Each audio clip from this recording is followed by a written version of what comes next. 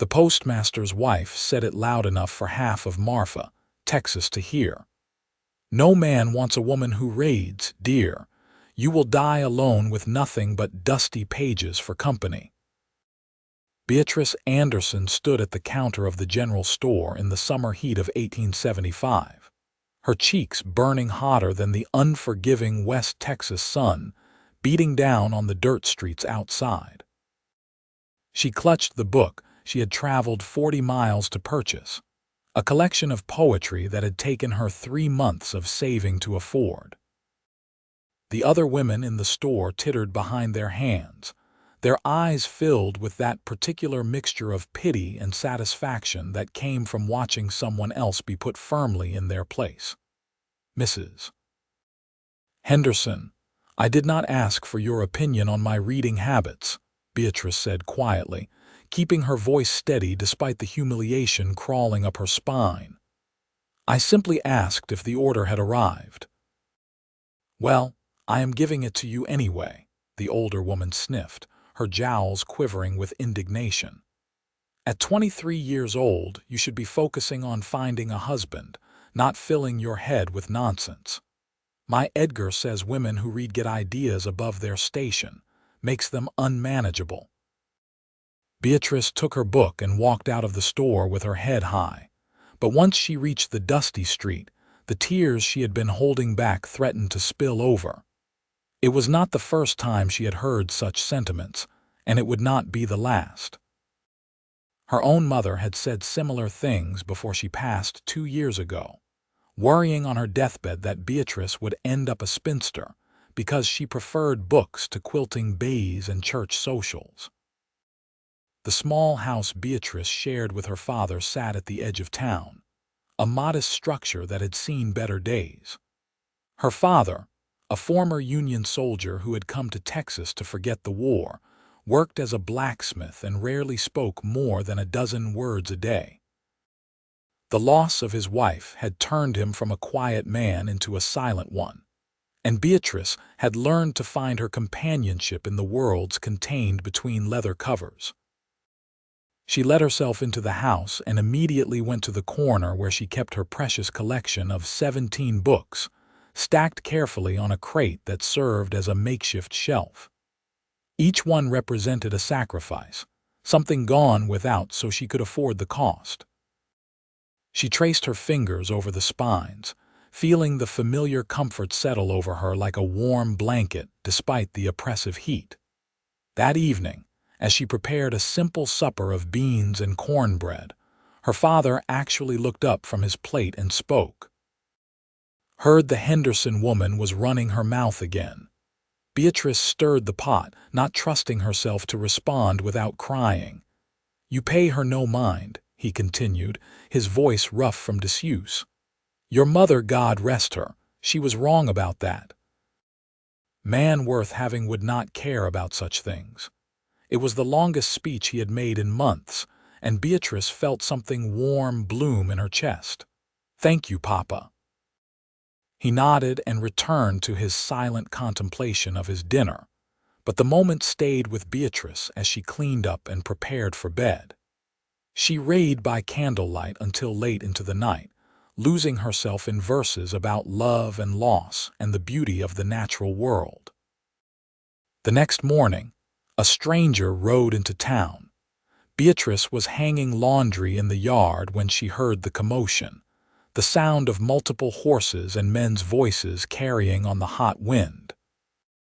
She shaded her eyes and looked toward the main street, where a group of rough-looking men had gathered outside the saloon. This was not unusual in Marfa, as the town served as a stopping point for ranchers, drovers, and those heading further west into the unforgiving territory.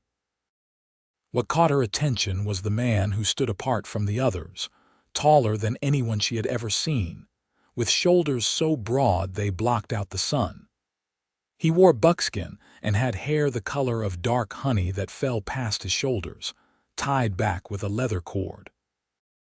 Even from this distance, she could see the way he moved with a predatory grace, alert and aware of everything around him. She forced herself to look away and focus on her task, but her gaze kept drifting back to the stranger. He was speaking with the sheriff now, gesturing toward the mountains that loomed purple and imposing in the distance. After a few minutes, he swung up onto his horse, a massive gray stallion, and rode off in the direction of the general store. Beatrice told herself it was none of her concern and went inside to start on her daily chores. She had floors to sweep, bread to bake, and mending to do. There was no time to wonder about mysterious strangers, no matter how striking they might be, but fate, it seemed, had other plans. That afternoon, she needed to purchase flour and sugar, supplies that could not wait. She walked to the general store with her head down, hoping to avoid any more commentary from Mrs. Henderson. The store was blessedly empty when she arrived, and she quickly gathered what she needed. She was counting out her coins at the counter when the door opened behind her, and she felt rather than saw someone step inside. The hair on the back of her neck stood up, and she turned to find herself looking up, and up, and up into the bluest eyes she had ever seen. The stranger from earlier stood in the doorway, his massive frame nearly filling it completely. Up close, he was even more imposing, all hard muscle and sun-bronzed skin. His face was weathered but handsome, with a strong jaw shadowed by several days' worth of beard. He looked at her for a long moment, and something flickered in those impossibly blue eyes, something like recognition, though they had never met. "Madam," he said, his voice a deep rumble that seemed to resonate in her bones. He removed his hat, revealing more of that thick, dark honey hair. "Sir," Beatrice managed, her mouth suddenly dry. She turned back to Mrs. Henderson, who had appeared from the back room and was now staring at the stranger with undisguised interest. "Can I help you?" Mrs. Henderson asked, her tone considerably warmer than it had been the day before. "Need supplies," the man said. "Salt, coffee, tobacco, ammunition for a Winchester, and if you have any books, I will take those too." Beatrice's head snapped up at the last item. Mrs. Henderson laughed, a grating sound. "Books? We are not a lending library, sir. I have a Bible and a farmer's almanac, nothing more. If you want books, you would need to order them from back east, and that takes months." The stranger's eyes found Beatrice again, and this time they lingered. "Shame," he said softly. "A man gets lonely up in the mountains with nothing to read." Beatrice felt her cheeks flush and quickly gathered her purchases. She murmured a goodbye and hurried out of the store, her heart pounding in a way that had nothing to do with the heat. Behind her, she heard Mrs. Henderson beginning to quiz the stranger about his business in Marfa. She walked home in a daze, her mind full of blue eyes and a deep voice mentioning books. It meant nothing, she told herself firmly. He was just a man passing through, probably a trapper or a hunter heading up into the mountains for the season. She would never see him again. But she did see him again, the very next day. She had gone to the creek that ran a mile outside of town to wash clothes, preferring the relative privacy to the town well where the other women gathered to gossip. She was on her knees in the grass, scrubbing her father's work shirts against a rock, when she heard the sound of a horse approaching. She looked up, alarmed, and saw the stranger riding toward her on his gray stallion. Her first instinct was fear, alone as she was, but something in his posture was non-threatening. He stopped a respectful distance away and dismounted. "Did not mean to startle you, madam," he called out. "Was just heading to water my horse. I can go upstream if you prefer." "No, it is all right," Beatrice said, getting to her feet and wiping her wet hands on her apron. "There is room enough for both of us." He led his horse to the creek, and the animal drank deeply while the man stood with his back to her, giving her privacy to continue her work. But Beatrice found she could not focus on the laundry, her eyes drawn to the width of his shoulders and the way the sun caught in his hair. After a few minutes of silence, he spoke without turning around. Name's Isaiah Orton. Been trapping up in the mountains for the past 5 years. Built myself a cabin about 20 miles north of here. Beatrice Anderson, she replied, though she had not been asked. I live in town with my father. He is the blacksmith. Isaiah turned then, and she saw he was holding something in his hands. He walked toward her slowly, and she saw it was a book, the leather cover worn soft with handling. Found this in my saddlebag last night, he said. Was thinking about what that woman in the store said about no books. Then I remembered I had this. Read it about a dozen times already. Thought maybe you would like to borrow it. Beatrice stared at the offered book, her heart doing strange things in her chest. You do not even know me. I know you were in the store buying books the other day, he said. I asked the shopkeeper after you left. She had plenty to say about you. Beatrice felt her face burn with shame, imagining what Mrs. Henderson must have told him. I see. She said you read too much, Isaiah continued, his blue eyes steady on hers. Said it was unnatural for a woman. Made me think you and I might get along just fine. She took the book from him with trembling hands. It was a collection of essays about nature and wilderness, the kind of thing she would never have been able to order for herself. Thank you, she whispered. You can bring it back when you are done, he said. I will be in town every couple of weeks for supplies. Or if you prefer, I can show you where my cabin is, and you can return it there. It was a bold suggestion, too bold, and they both knew it. A proper woman did not go visiting a man's cabin alone in the mountains. But Beatrice found herself nodding, drawn by something she could not name. I would like that, she said. Isaiah smiled then, the first real smile she had seen from him, and it transformed his weathered face. Good. I will be at the general store next Saturday morning. Can show you then if you are willing. I will be there, Beatrice promised. He tipped his hat to her and mounted his horse, riding off with a grace that belied his size. Beatrice stood watching until he disappeared from view, then looked down at the book in her hands. She opened the cover and saw an inscription written in a strong, masculine hand. The wilderness holds answers that civilization has forgotten. That night, after her father had gone to bed, she read the entire book by candlelight, and for the first time in longer than she could remember, she felt something like hope stirring in her chest. The week that followed was the longest of Beatrice's life. She went about her daily tasks in a fog of anticipation, her mind constantly drifting to Isaiah Orton and his cabin in the mountains. She told herself she was being foolish, that nothing could come of this, but her heart refused to listen to reason.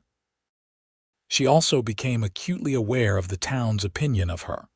More than once, she overheard women whispering about her, about how she was already past her prime and would end up alone. Mrs. Henderson seemed to take particular pleasure in pointing out eligible men to Beatrice, always with the caveat that she would need to give up her books if she wanted to catch one. Mr. Peterson's nephew is coming to visit next month, Mrs. Henderson said one afternoon when Beatrice came in for thread. He is a banker from Dallas. I could arrange an introduction, but you would need to present yourself properly. No man wants a wife who has always got her nose in a book. Then I suppose Mr. Peterson's nephew and I would not suit, Beatrice replied coolly. Mrs. Henderson huffed. You mark my words, girl. You will regret your prideful ways. That mountain man who was in here last week. I saw the way you looked at him. Men like that do not marry women like you. They want simple women who know their place. The word stung more than Beatrice wanted to admit, and doubt crept in during the long nights. What if Mrs. Henderson was right?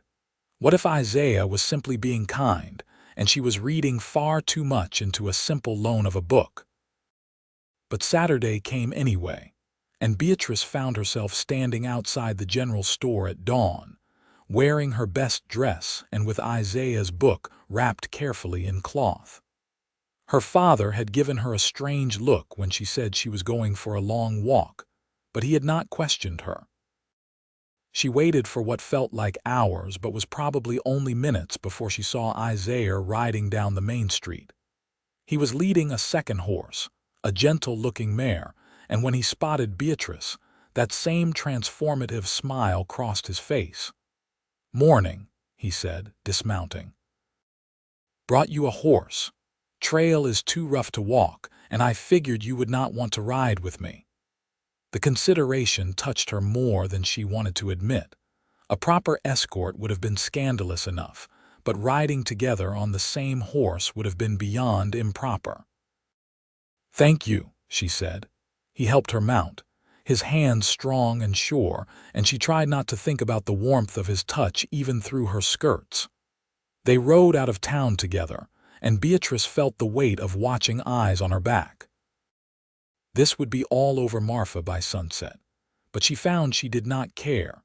The trail Isaiah led her on wound up into the mountains, following paths that seemed invisible to her untrained eyes. The landscape was harsh and beautiful, all red rock and scrub brush under an endless blue sky. The morning heat was already intense, but as they climbed higher, the air cooled slightly. Isaiah rode ahead, occasionally pointing out landmarks or warning her about rough patches of trail. He moved through this wilderness like he was part of it, completely at ease in a way that made Beatrice envious. She had spent her whole life in towns and settlements, always aware of walls and boundaries and other people's expectations. After about 2 hours of riding, they crested a ridge and Beatrice gasped. Below them, nestled in a small valley with a stream running through it, was a cabin. But calling it a cabin seemed inadequate. It was solid and well built, with a stone chimney and a wide porch. Around it, someone had clearly been working the land with a vegetable garden and a small corral for horses. "You built this?" she asked, unable to keep the awe from her voice. "Took me 3 years," Isaiah said, and she could hear the pride in his voice. "Every log, every stone. Wanted something that would last." They rode down to the cabin, and Isaiah helped her dismount. Up close, the place was even more impressive. The logs were fitted together with expert precision, and the windows had real glass, not just oiled paper. The porch had a bench and a rocking chair, both handmade but beautifully crafted. "Come inside," Isaiah said, opening the door. "I will make coffee." Beatrice knew she should refuse, knew that entering a man's home alone was beyond improper, but her curiosity overrode her caution. She stepped inside and stopped dead. The cabin was one large room with a loft above, accessible by a sturdy ladder. There was a stone fireplace, a table with 2 chairs, a neatly made bed in the corner, and shelves. So many shelves. They lined every available wall space, and they were filled with books. Beatrice walked to the nearest shelf in a daze, her fingers trailing over the spines. She saw novels and poetry, history and philosophy, books on natural science and agriculture, and even a few in languages she could not read. There must have been over 100 volumes, a fortune in literature. "How?" she whispered. Isaiah was at the stove, preparing coffee with efficient movements. "Started collecting them before I came west," he said. "Was a school teacher back in Ohio before the war. Fought for 4 years, saw things that made me want to get as far from civilization as possible. But I could not leave my books behind. Hauled them out here in a wagon, added to the collection whenever I could." Beatrice turned to look at him with new eyes. "You were a teacher." "Long time ago," he said. "Different life, but I never lost the love of reading. Up here in the winter when the snow is too deep to trap, books are what keep me sane." He poured 2 cups of coffee and brought one to her. Their fingers brushed as she took it, and Beatrice felt a jolt of something electric run through her. Isaiah felt it too, she could tell by the way his eyes darkened. "Why did you bring me here?" she asked quietly. Isaiah set down his cup and looked at her with an intensity that made her breath catch. "Because I saw you in that store, clutching that book like it was precious treasure, and I saw the way that woman tried to shame you. Because I have been alone in these mountains for 5 years, convincing myself I preferred it that way. Because I took one look at you and thought, there is someone who understands." "You do not know me," Beatrice said, but her voice was shaking. "I know you love books," Isaiah said. "I know you would rather read than gossip. I know you walked out of that store with your head high even though you were hurting. I know that when I offered you a book, your face lit up like I had given you gold. That is enough to start with. Mrs. Henderson says men do not want women who raid," Beatrice whispered. Isaiah stepped closer, close enough that she had to tilt her head back to look up at him. "Mrs. Henderson is a fool," he said softly. "Any man who does not want a woman with a mind of her own and a love of learning is not worth having. I want a partner, Beatrice. Someone I can talk to, share ideas with. Someone who understands that words and stories matter. I have been looking for someone like you for years, and I had given up hope of finding her." "We just met," Beatrice protested weakly, but her heart was racing.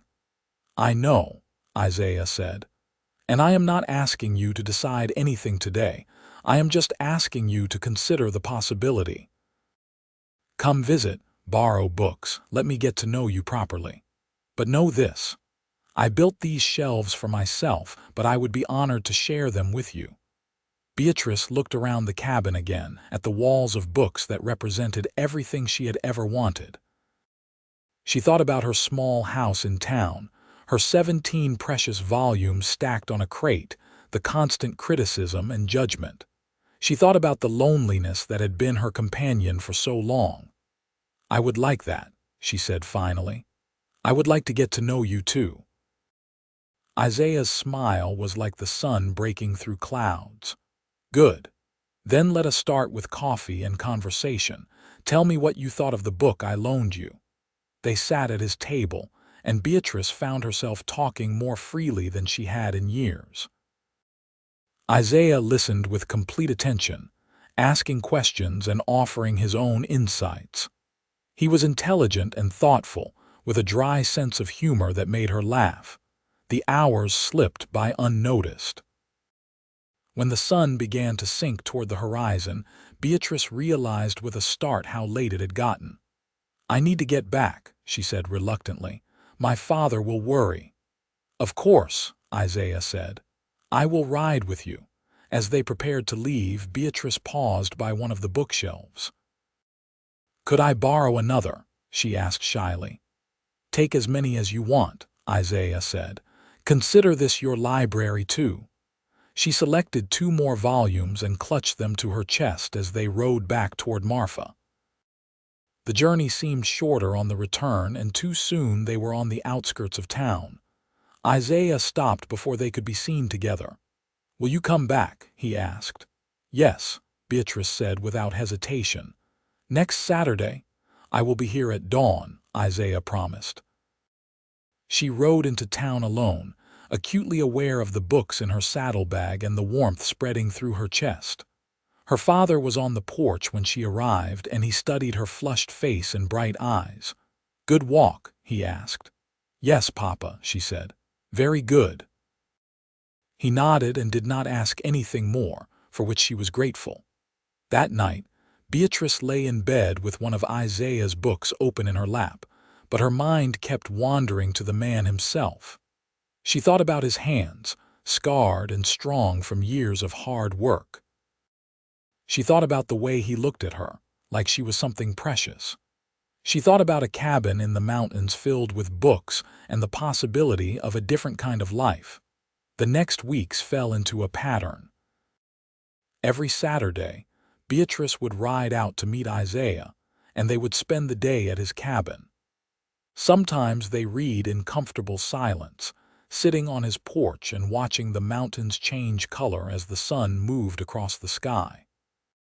Sometimes they talked for hours about everything and nothing, their conversations ranging from philosophy to the best way to make cornbread. Isaiah taught her about the wilderness, pointing out animal tracks and edible plants. He showed her how to identify the calls of different birds and which clouds meant rain was coming. Beatrice, in turn, told him about her life, about her mother's death and her father's silence, about the loneliness of being different in a small town. They did not touch beyond the necessary contact of him helping her mount and dismount, but the air between them was charged with possibility. Beatrice caught Isaiah watching her sometimes with such longing in his eyes that it made her heart ache. She wondered if he saw the same thing in her gaze. In town, the gossip grew. Mrs. Henderson cornered Beatrice in the general store one afternoon, her face pinched with disapproval. "People are talking about you and that mountain man," she said, "saying you have been seen riding out alone with him every week. You are ruining your reputation."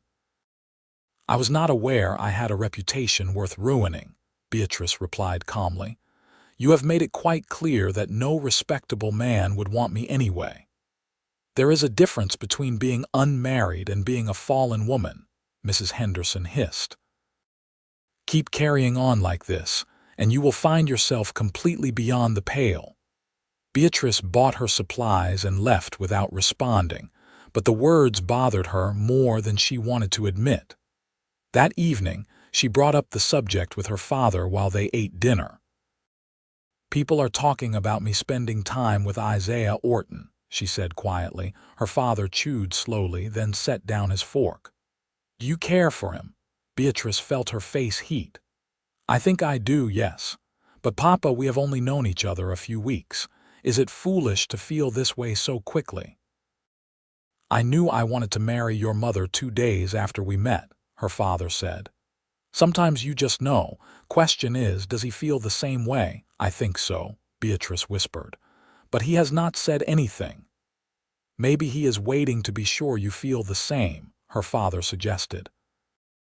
"Or maybe he is worried about taking you away from town from me. That cabin of his is far from everything." "Would you mind?" Beatrice asked.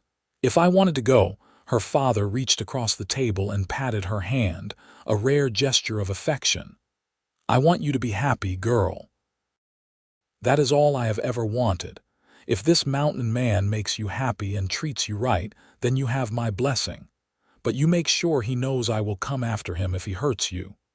Beatrice laughed, feeling tears prick her eyes. "Thank you, Papa." The next Saturday, Beatrice rode out to Isaiah's cabin with her father's words ringing in her ears. It was late October now, and the air had a crisp edge that promised winter was not far off. The cottonwoods along the stream had turned gold, and the mountains were dusted with the first snow at their peaks. Isaiah was on his porch when she arrived, working on something with his knife and a piece of wood.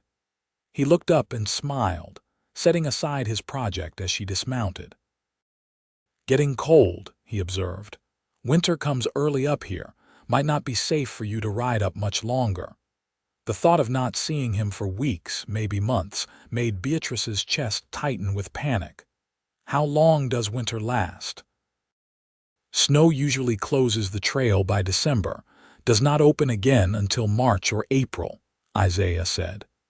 "That is part of why I go down to town for supplies while I still can. 4 or 5 months without seeing him." The prospect was unbearable, and Beatrice realized with startling clarity that somewhere along the way, these weekly visits had become the center of her world. Isaiah was no longer just a friend or even a potential suitor. He was necessary to her, as essential as air. "I will miss you," she said, the words inadequate for the depth of feeling behind them. Isaiah's expression softened. "I will miss you too, more than you know." They went inside, and Beatrice tried to focus on selecting new books to take home, enough to last her through the long winter. But her hands shook as she pulled volumes from the shelves, and she felt Isaiah watching her. "Beatrice," he said finally, his voice rough. "I need to tell you something." She turned to face him, her heart pounding. Isaiah ran a hand through his hair, a gesture she had come to recognize as a sign of nervousness. For such a big, confident man, he looked almost uncertain. "I am not good with words like the ones in these books," he began, "but I need you to know what these past weeks have meant to me. Having you here, sharing this place with you, it has been the happiest I have been in longer than I can remember." "Isaiah," Beatrice whispered, but he held up a hand. "Let me finish," he said. "I know we have not known each other long. I know I am just a rough mountain man with nothing to offer but a cabin and a pile of books. But I also know that I am falling in love with you, Beatrice Anderson. Maybe I started falling that first day in the store when you held that book like it was treasure. All I know is that the thought of winter without you, of all the winters without you, is unbearable." Beatrice's eyes filled with tears. "I love you too," she said. "I think I have since you offered me that first book, since you looked at me like my reading was something wonderful instead of something shameful." Isaiah crossed the distance between them in 2 strides and cupped her face in his large, calloused hands. "Then marry me," he said. "Come live with me in this cabin. I will build you more shelves, fill them with every book you want. We will read together by the fire in winter and on the porch in summer.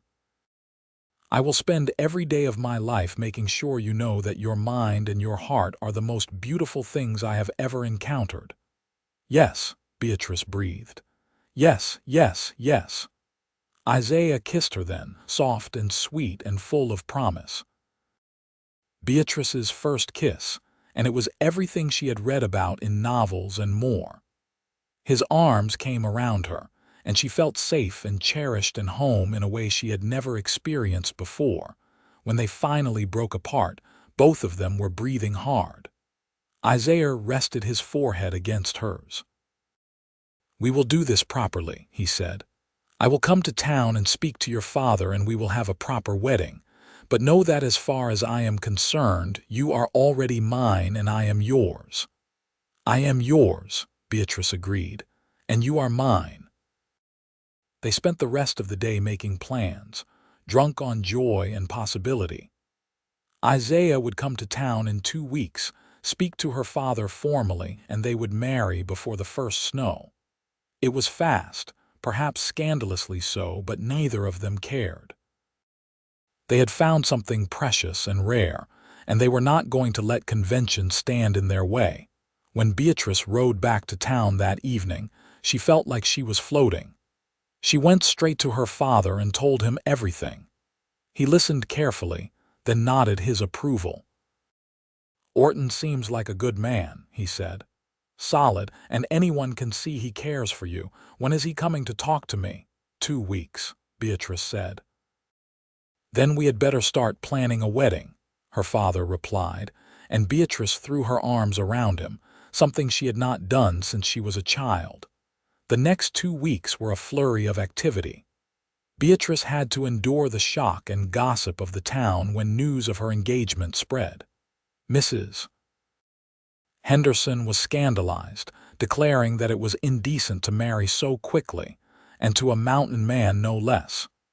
"You are making a mistake," she told Beatrice when they crossed paths in the street. "He will take you up into those mountains and you will be completely isolated." "What kind of life is that for a woman?" "A life with someone who loves me for who I am," Beatrice replied. "I would rather have that in a cabin than loneliness in a mansion." But not everyone was critical. Some of the younger women in town looked at her with envy, having seen Isaiah on his visits to get supplies. "He is so handsome," one of them sighed. "And they say he built that cabin with his own 2 hands." "He did," Beatrice confirmed, unable to keep the pride from her voice. Isaiah came to town as promised, dressed in clean buckskins with his hair neatly tied back. He spoke to Beatrice's father in private for over an hour, and when they emerged, both men were smiling. The wedding was set for the first Saturday in November, giving them just enough time before winter closed in. Beatrice had no mother to help her prepare, but some of the kinder women in town stepped in. They helped her sew a simple but lovely dress of deep blue calico and gave her advice on everything from cooking for a husband to surviving the isolation of mountain life. "Make sure you have plenty to keep your hands busy," one older woman advised. "Winters up there are long and dark." "You will need projects. I have books," Beatrice said with a smile. "Hundreds of them," the woman laughed. "Well, that is more than most have. You are a lucky girl, you know. Not many men would indulge a wife's reading habit." "Isaiah does not indulge it," Beatrice said firmly. "He shares it." "There is a difference." The wedding day dawned clear and cold, with a sharp wind blowing down from the mountains. The ceremony was held in the small church in Marfa, with most of the town in attendance out of curiosity if nothing else. Beatrice's father walked her down the aisle, and she saw Isaiah waiting at the front, looking uncomfortable in borrowed formal clothes but heartbreakingly handsome. When she reached his side, he took her hand and whispered, "You are beautiful." The preacher led them through the vows, and when it came time to kiss, Isaiah was gentle and reverent, mindful of their audience. But his eyes promised more for later, and Beatrice felt heat flood her cheeks. There was a small reception at the hotel, with food and music and dancing. Isaiah was stiff and uncomfortable with all the attention, clearly longing to escape to his mountains, but he bore it with good grace for Beatrice's sake. He danced with her twice, his large frame surprisingly graceful, and Beatrice felt the envious stares of other women. Mrs. Henderson cornered them briefly, her face pinched but attempting civility. "I hope you will be very happy," she said to Beatrice, though her tone suggested otherwise. "Though I still say it is a strange match." "Strange matches are often the best ones," Isaiah replied, his arm tightening around Beatrice's waist. "Thank you for your concern, madam, but my wife and I are perfectly suited." "My wife." The words sent a thrill through Beatrice that she felt down to her toes. As the sun began to set, Isaiah leaned down and murmured in her ear, "Ready to go home, home. Not his cabin, but their cabin, their home." "Yes," Beatrice breathed. They said their goodbyes, and Beatrice hugged her father tightly. "We will visit in the spring," she promised. "As soon as the trail clears." "You take care of her," her father said to Isaiah, his voice gruff with emotion. "With my life," Isaiah promised, and her father nodded, satisfied. They rode out of Marfa as the last light faded from the sky, Beatrice riding the gentle mare that Isaiah had given her as a wedding gift. They had a lantern to light their way, and the journey to the cabin took longer in the dark, but Beatrice did not mind. She was leaving her old life behind and starting a new one, and she felt nothing but excitement. The cabin looked warm and welcoming when they arrived, smoke rising from the chimney. Isaiah had ridden up the day before to prepare things, and when he helped Beatrice down from her horse and carried her over the threshold, she saw that he had transformed the space. There were candles everywhere, casting a soft golden light. The fire was roaring, chasing away the November chill. And along the walls, she saw what he had been working on all those weeks. New shelves, beautiful ones made of pine and sanded smooth, ready to be filled. "For your books," Isaiah said softly. "When you left your father's house, you left your collection behind. These are for the new books we will get together. We will fill them over the years, adding to them with each trip to town." Beatrice turned in his arms, tears streaming down her face. "It is perfect. You are perfect." "I am far from perfect," Isaiah said, brushing away her tears with his thumb. "But I promise to love you and cherish you and never make you feel ashamed of who you are." He kissed her then, and this time there was no audience, no need to hold back. Beatrice kissed him back with all the love and longing that had been building for weeks. Isaiah picked her up as if she weighed nothing and carried her to the bed, and Beatrice went willingly, eagerly, ready to begin this new chapter of her life. Their wedding night was everything Beatrice had hoped for and more. Isaiah was patient and gentle, mindful of her inexperience, and the intimacy they shared was both tender and passionate. Afterward, they lay tangled together, and Isaiah pulled a quilt over them both. "Tell me about your books," he murmured against her hair. "Which ones did you leave behind that you want me to replace first?" Beatrice laughed softly, her heart so full she thought it might burst. Of course, her new husband would want to talk about books while they lay in bed together. "There was a volume of poetry by John Keats," she said. "That was my favorite." "I will order it next time I go to town," Isaiah promised, "along with anything else you want." They talked long into the night about books and dreams and the future. Isaiah told her about his plans to expand the cabin, adding another room and maybe building a bigger barn. Beatrice shared her hopes of planting a larger garden in the spring and perhaps getting some chickens. "We will make a good life here," Isaiah said. "Just the two of us and all these books." "The best life," Beatrice agreed, and she meant it with every fiber of her being. The first winter of their marriage was everything Beatrice had hoped for. The snow came in December and piled deep around the cabin, turning the world into a pristine wonderland. They were snowed in for weeks at a time, completely isolated from the outside world, but Beatrice never felt lonely. They fell into comfortable routines. Isaiah would rise early to tend the horses and chop wood, his breath forming clouds in the frigid air. Beatrice would prepare breakfast and spend the morning on household tasks. In the afternoons, they would read together by the fire, sometimes aloud to each other, sometimes in companionable silence. Isaiah introduced her to books she never would have found on her own, and she did the same for him. They debated philosophy and discussed poetry, their conversations ranging far and wide.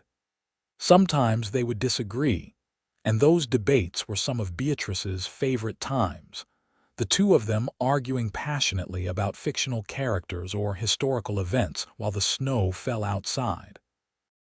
The nights were for other things, for learning each other's bodies and hearts, for whispered confessions and passionate embraces.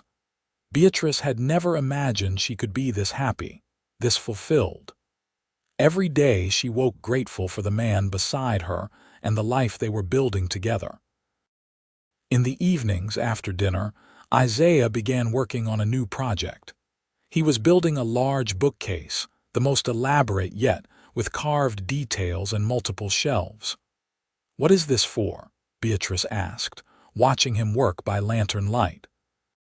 "For you," Isaiah said, not looking up from his careful sanding.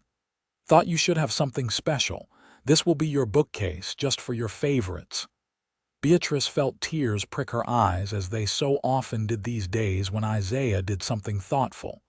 "You spoil me." "You deserve to be spoiled," Isaiah replied. "You gave up everything to come live with me in the middle of nowhere. The least I can do is build you furniture." "I did not give up anything," Beatrice said firmly. "I gained everything." Isaiah set down his tools and pulled her into his lap, kissing her thoroughly. "How did I get so lucky?" he murmured against her lips. "I ask myself the same thing every day," Beatrice replied. By the time spring arrived and the snow began to melt, Beatrice had news that would change their lives again. She had suspected for a few weeks, but it was not until April, when the trail to town finally cleared enough for them to make the journey, that she was able to confirm it with the town doctor. She was with child.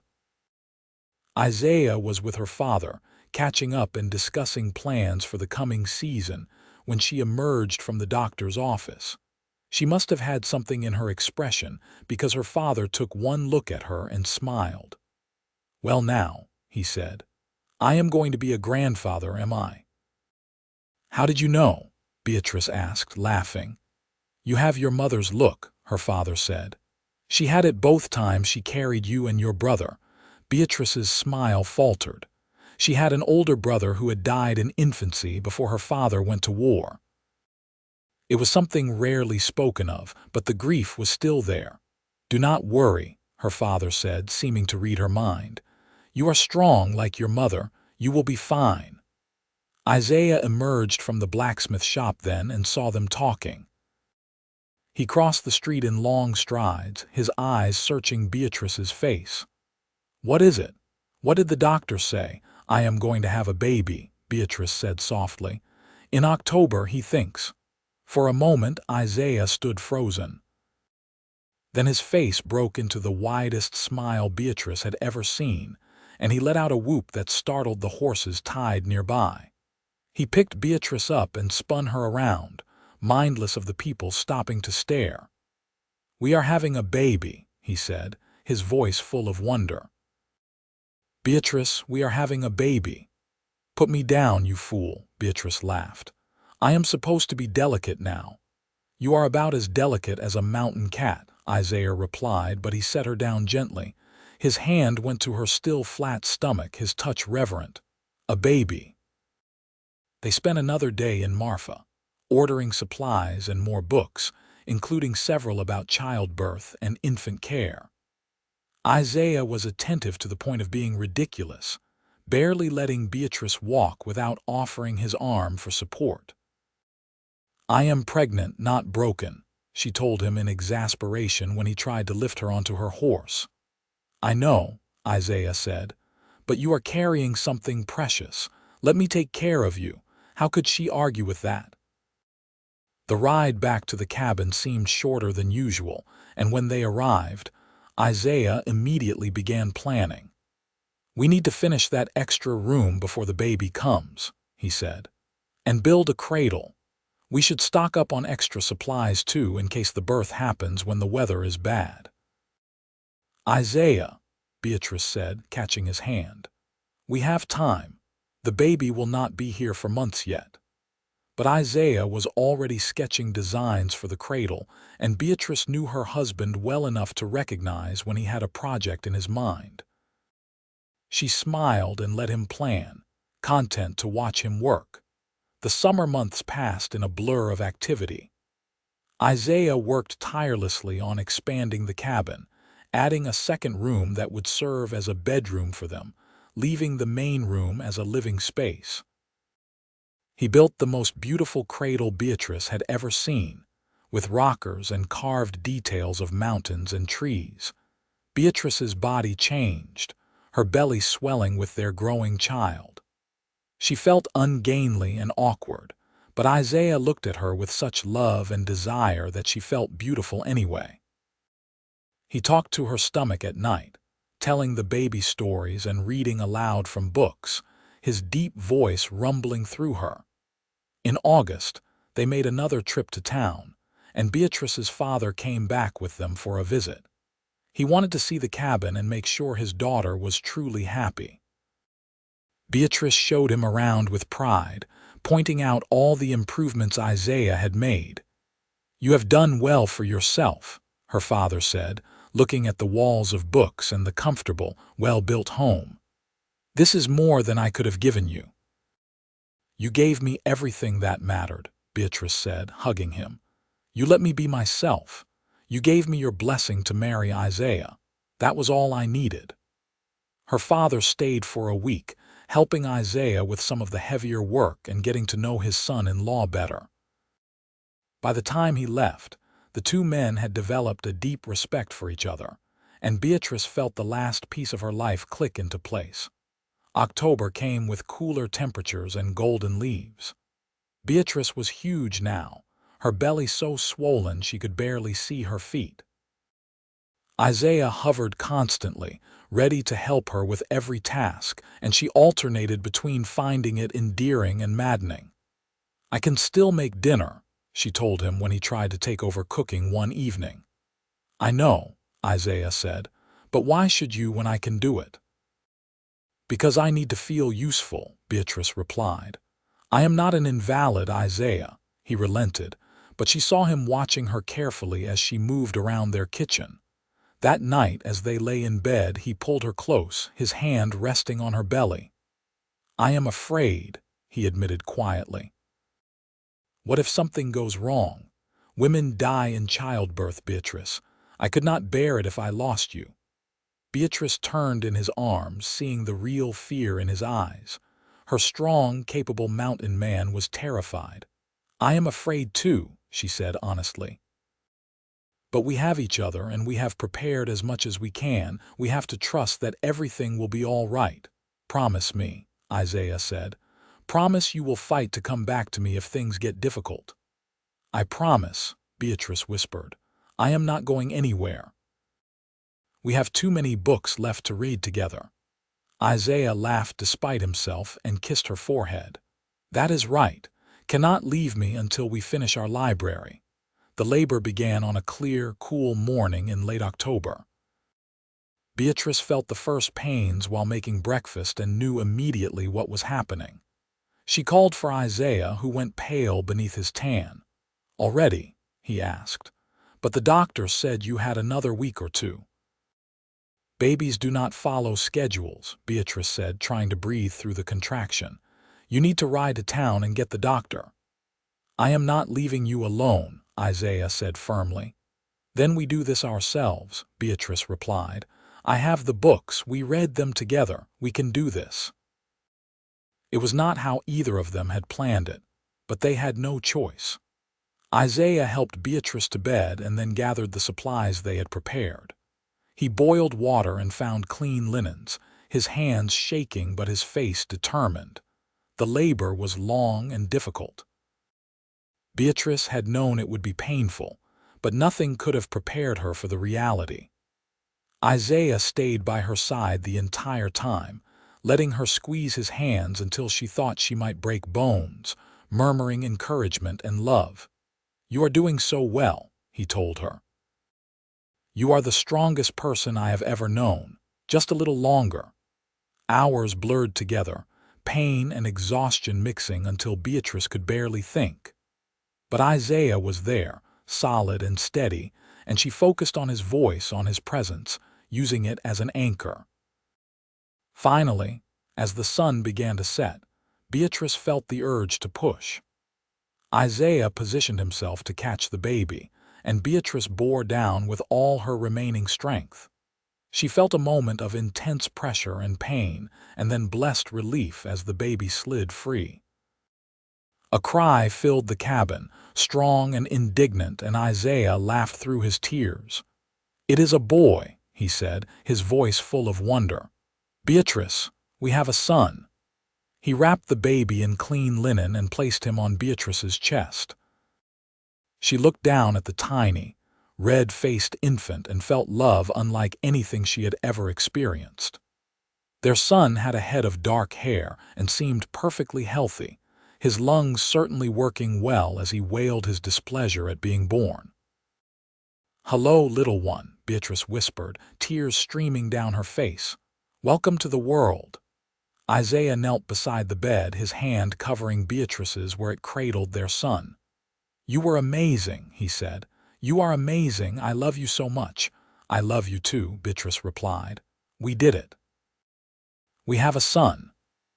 They named him after her father, James Anderson Orton, but called him Jamie from the start. He was a good baby, eating well and sleeping in reasonable stretches, and Beatrice recovered quickly from the birth. Isaiah was a devoted father, constantly holding his son and talking to him. Never too early to start reading, he said seriously, and he would sit in the rocking chair with Jamie cradled in one arm and a book open in his free hand. Beatrice watched them together and felt her heart swell. This was the life she had been meant for. She was certain of it. Not the lonely existence in town that everyone had predicted, but this full, rich life surrounded by love and books and the wild beauty of the mountains.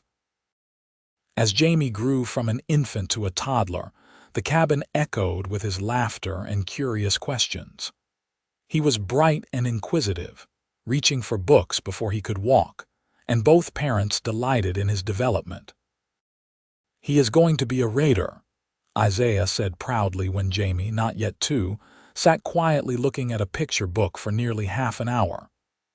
"With these parents he had no choice," Beatrice replied with a smile. When Jamie was 3, Beatrice discovered she was pregnant again.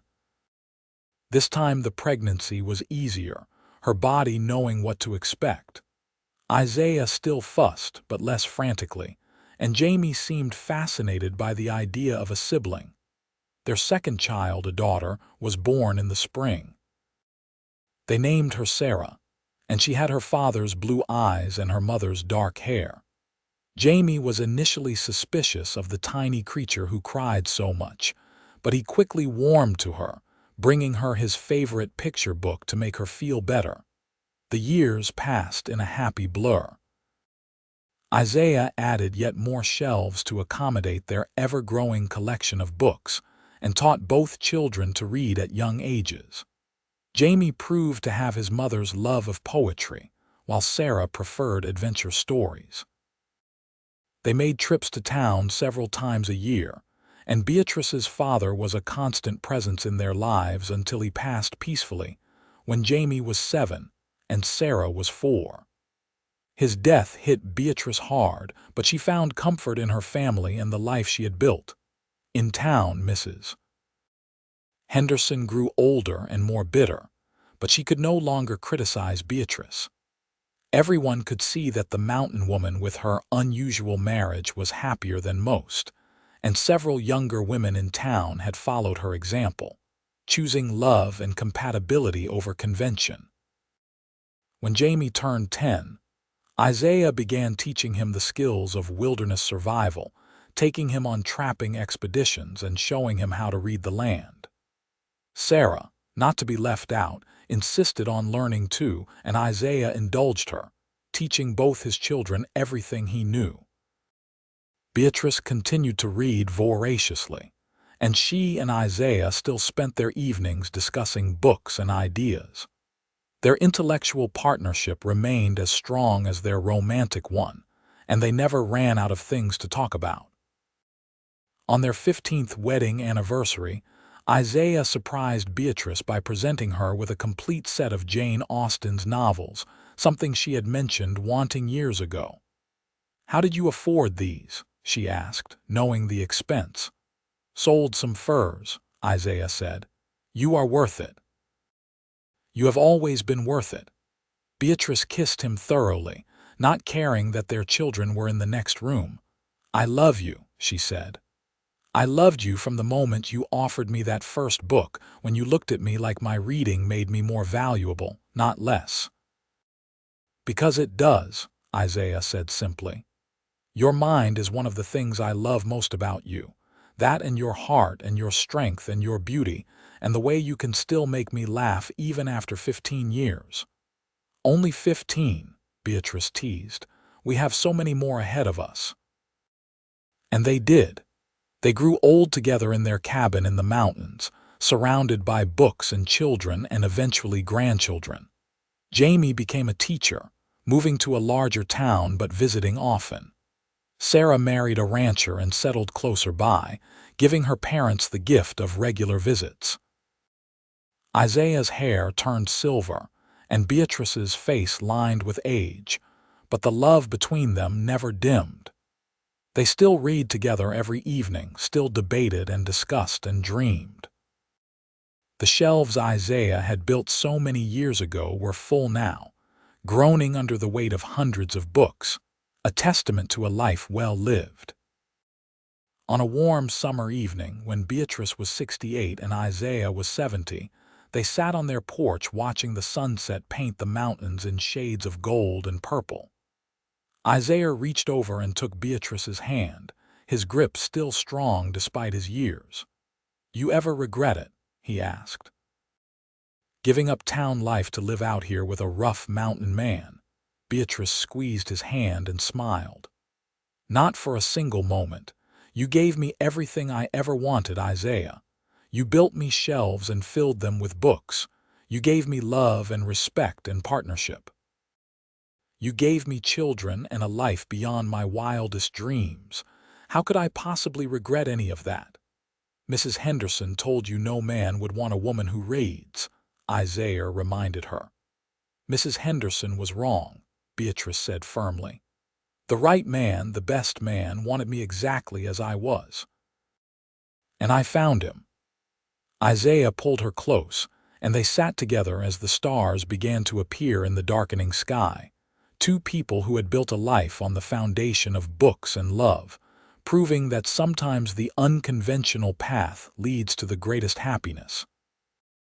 Years later, when their great-grandchildren visited the old cabin in the mountains, they would marvel at the walls lined with shelves, every inch filled with books.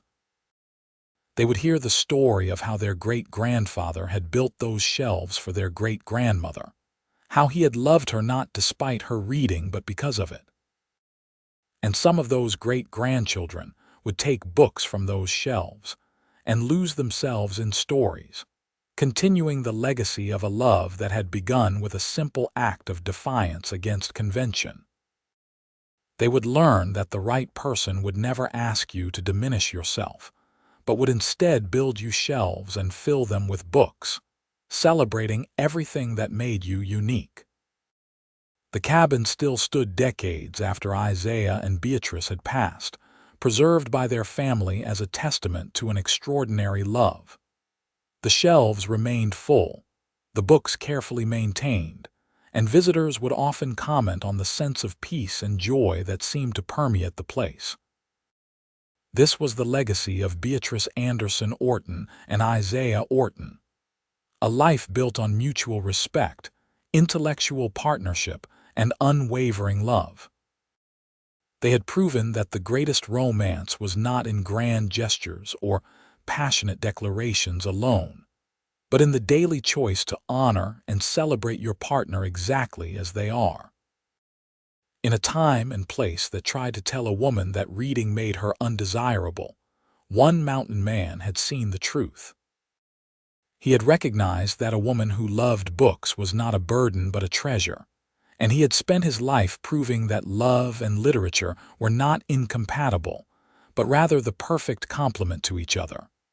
Their story became legend in that part of Texas, told and retold with each generation. It inspired others to look beyond convention, to choose partners who celebrated their passions rather than suppressed them, and to build lives based on genuine compatibility rather than social expectation. And somewhere, in the mountains north of Marfa, the spirit of that love lived on in the pages of books on sturdy shelves, built by the hands of a man who understood that the greatest gift you can give someone is the freedom to be completely themselves.